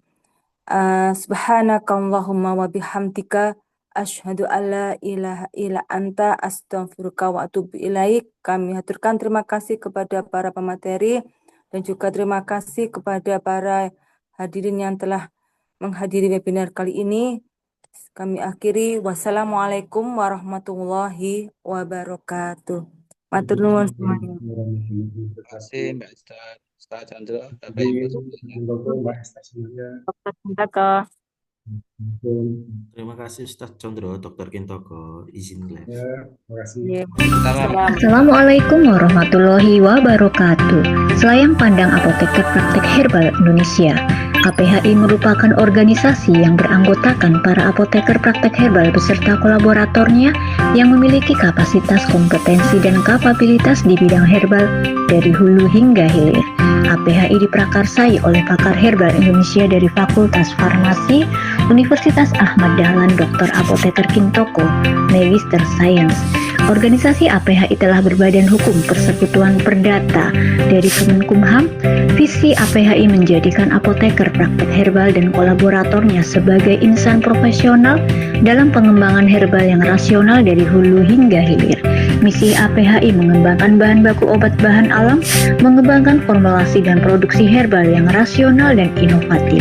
APHI mengembangkan pelayanan kefarmasian dan kesehatan yang terintegrasi dengan herbal.